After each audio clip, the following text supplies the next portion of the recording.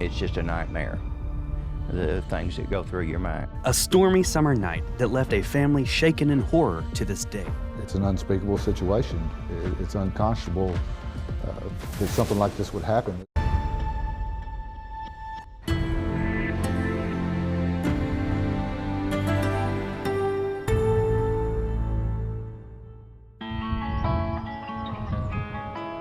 Dell, Arkansas, small town, USA.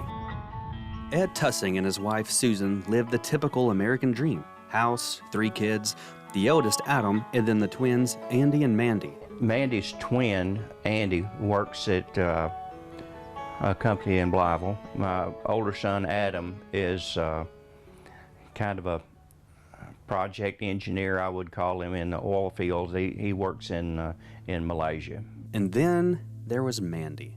She was always very outgoing, loved sports, participated in everything she possibly could.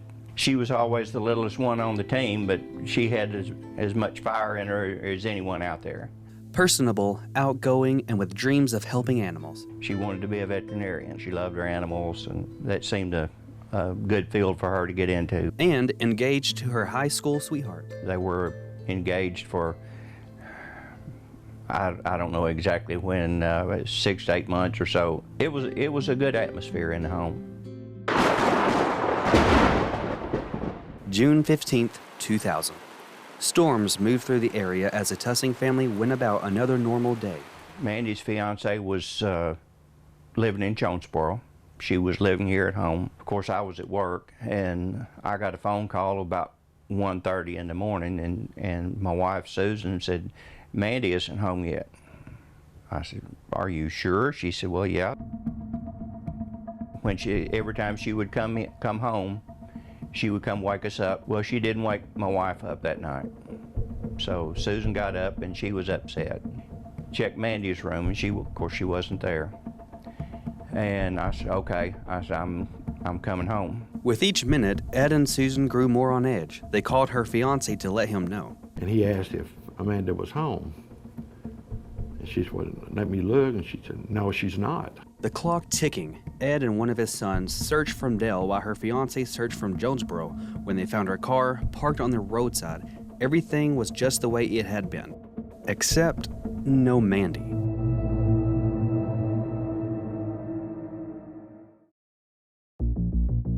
Within minutes, officers and deputies began to arrive. Authorities couldn't put a missing persons alert out as it had only been just a few hours. I think they called it a public concern or something like this. Mandy's car showed no sign of trouble, neatly pulled over to the side of the road under a street lamp like nothing was wrong. A lot of things go through your mind. You think she has car trouble, is usually the first thing.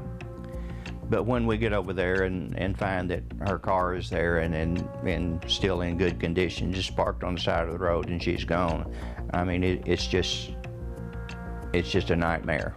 And that nightmare worsened as the hours turned into days and the talk of Mandy's disappearance spread throughout the area.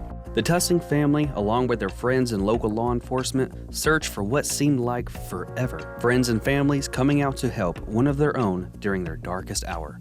You know she's out there somewhere. You don't know if she's dead or alive. If she's alive, you know, what is she going through? You know, it's just, you know, my child's out there and we have to find her. And 3 days later, a phone call from Craighead County Deputy Sheriff Bud Moxley.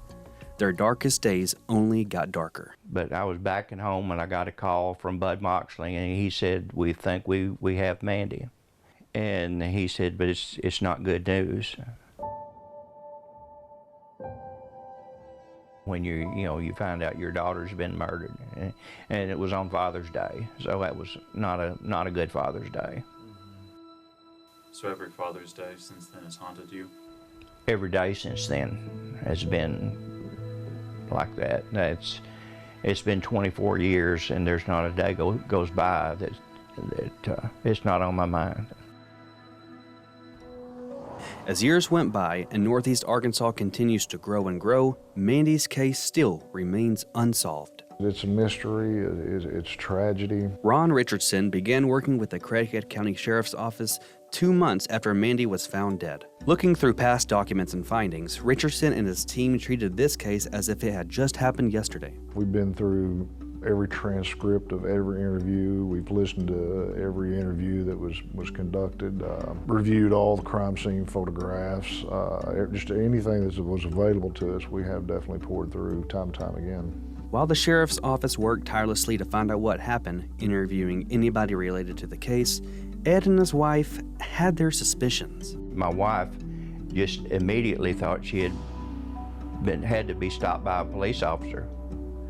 That was her first impression. I guess she had watched a lot of cop shows on TV or something, but that was her first impression. I think it had to be someone, a police officer, or someone posing as a police officer would have to stop her to get her out of her car. Mystery surrounding this case. In the dead of night, as rain poured down on the road, no one could see anything or anyone. Investigators looked into everyone.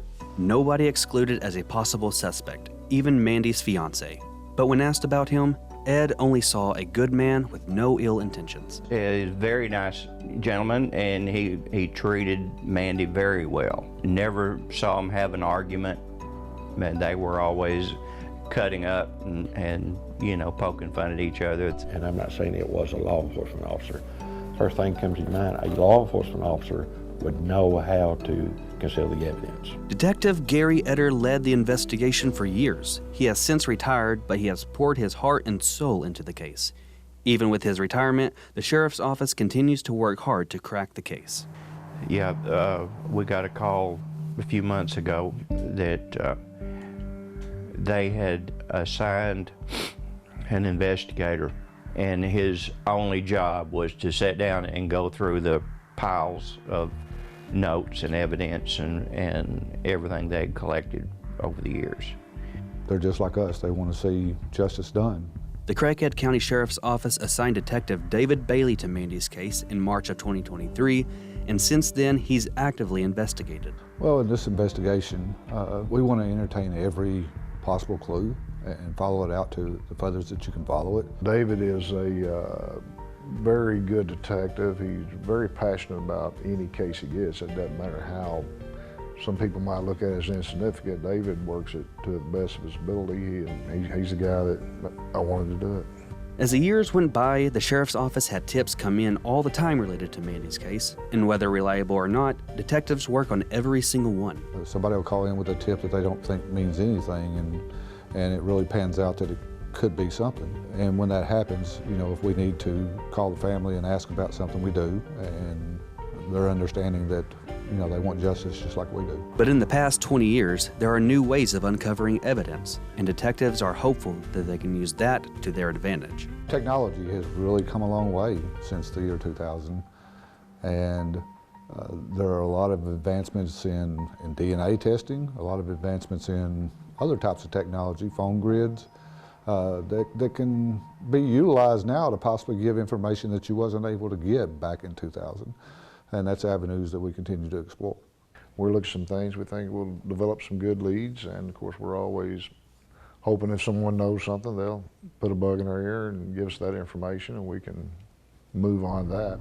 So what convinced investigators that this was a murder? Could it not have been perhaps an accidental death? Well, it would be the placement of the car and the placement of her body. It just, there's no way that she could have gotten where her body was found from her car by falling into a body of water. Out there, and the car was, I think, 13 miles away from where they found her body. That doesn't add up. And so it's just another piece of the puzzle that's unanswered. And where her body was located, it tells you that there might be more to this than just a drowning. So it makes everybody involved want to find out exactly what went on and not have that happen to their daughter. There are definitely more questions than answers. So why did the scene seem so ordinary at first? Investigators, deputies located the vehicle, and her boyfriend located the vehicle. The vehicle appeared to start right up like nothing was wrong with it, and it just appeared that for some reason Miss Tusing pulled over to the side of the road of her own free will. No sign of trouble, the radio still on, her bottle of Coke still in the cup holder. Everything seemed to be just the way she had left it. She still had her engagement ring on when she was found. So it wasn't someone trying, wasn't a robbery type situation, or they would have taken her diamond ring. And just like the rain that night, tips and rumors came pouring in. There are a lot of speculation, and of course we're investigating all the different avenues. We've heard a lot of tips, a lot of rumors, and that's our job, is trying to go down each avenue and determine which one's accurate. I mean, everybody comes up with all kind of conclusions without any facts whatsoever. We're going to look seriously at everything they say and do and how they act. Now, 24 years later, Ed has since retired. His wife, Susan, passed and reunited with her daughter in 2021. To the end, Susan worked to find closure. I told my boys that we would go home, that whoever killed her was not going to destroy our family. Everyone talks about it giving you closure, but there is no closure on that. It's still an open wound, and it will continue to be that way until we find out exactly what happened. But with each passing day, Tusing says he remembers how special his little girl was and the people Mandy impacted, the life she could have lived. I would see her as a very happy woman, if not a veterinarian, something in that where she could work in that area where she could work with animals. Happily married with a few kids, and but it just wasn't meant to be. Until the family finds answers, Tusing can find comfort knowing that the community is there for support. There was a song about tie the yellow ribbon around the old oak tree.